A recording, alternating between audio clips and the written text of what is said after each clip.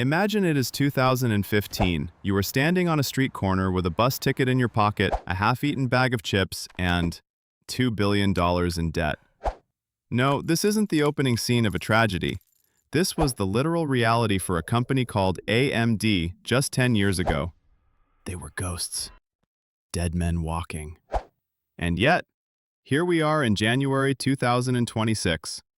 While their biggest rival is busy putting out literal fires in their own processors, AMD is building the engines for the most powerful supercomputers and AI farms on the planet. They didn't just survive, they staged the greatest comeback in the history of Silicon Valley. Today, we aren't just looking at chips. We are looking at a revenge story 40 years in the making, from a cheap clone to the undisputed king of the server room. Let's dive in. Chapter 1. The Silicon Clone. The Cowboy Era. Let's go back to 1969. While most tech founders were nerds in garages, Jerry Sanders, the founder of AMD, was a Hollywood-style cowboy in a pink suit. He drove a Ferrari, wore gold chains, and had a motto that sounded more like a rock star than an engineer. People first, products second. But there was one tiny, embarrassing problem. AMD didn't actually have any original products. For decades, they were basically Intel's shadow. See, back then, IBM was the big boss of computers. They told Intel, "We'll buy your chips, but only if you have a backup company we can buy from if your factory burns down." Intel looked around and chose AMD to be their legal clone. AMD was literally handed the blueprints. They released the AM8086, which was a bit-for-bit copy of the Intel 8086.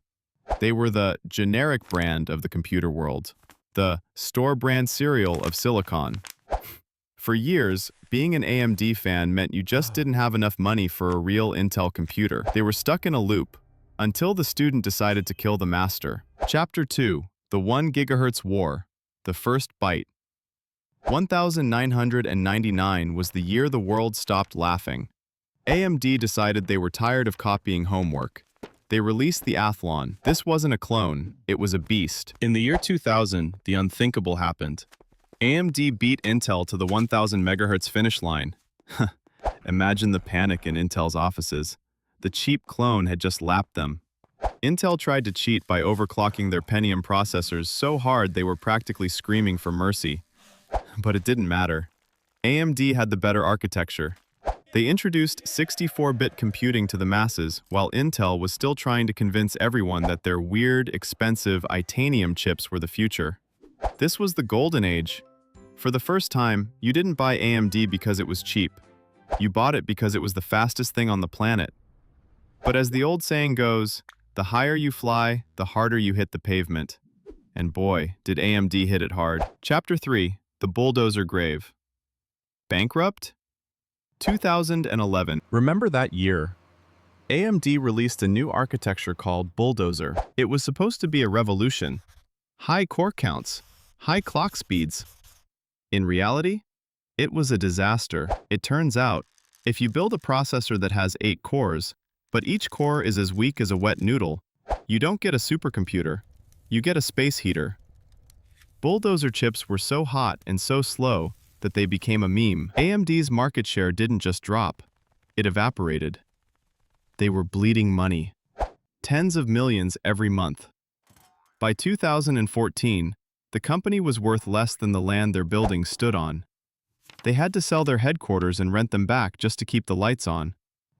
The only thing that kept them alive was a life support contract from Sony and Microsoft. If you owned a PlayStation 4 or an Xbox One, you were literally paying to keep AMD from going bankrupt. They were on their last breath. And that's when a woman with a PhD in electrical engineering and a titanium spine walked through the door. Chapter 4. The Zen Awakening. The Savior. Enter Lisa Su. When she took over in 2014, people thought she was captaining the Titanic after it hit the iceberg. But she had a plan. She stopped all the side projects and bet the entire company on one single idea: Zen. In 2017, Ryzen was born. But it wasn't just a fast chip, it was a complete rethink of how to build computers.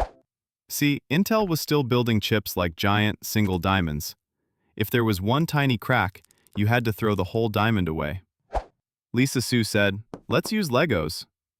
They called them chiplets, small, cheap pieces of silicon that they could snap together to make a monster. This allowed AMD to sell 16-core processors for the price of an Intel 4-core. It was a bloodbath. Gamers came back in droves. Creators came back. Intel, who had been lazily selling us the same 4 cores for 10 years, suddenly found themselves in a technological knife fight. And they forgot their knife. Chapter 5. The Server King. EPYC Dominance. But here is the secret. You don't become a trillion-dollar giant by selling gaming CPUs to teenagers. You do it by owning the server room. This is where AMD truly broke Intel's back. Look at the state of things in January 2026. AMD's EPYC processors are everywhere.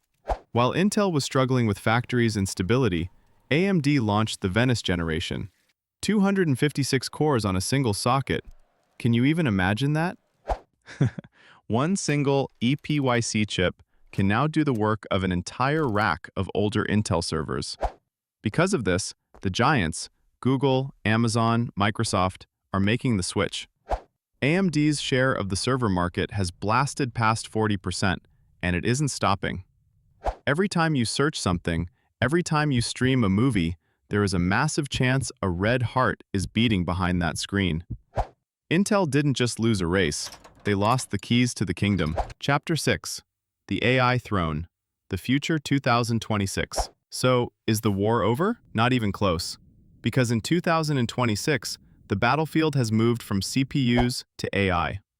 While everyone is looking at Nvidia, Lisa Su is quietly building an army. The AMD Instinct MI400 accelerators are now the only serious competition for Nvidia's dominance. AMD is moving to 2-nanometer production and integrating AI directly into every laptop and handheld on the market. They aren't the clone anymore. They aren't the budget option. In 2026, AMD is the architect of the future. They survived the Bulldozer grave, they climbed the Zen mountain, and now they are looking down at everyone else. The Silicon Cowboy would be proud. The Green Shadow. It is an incredible story, from zero to hero.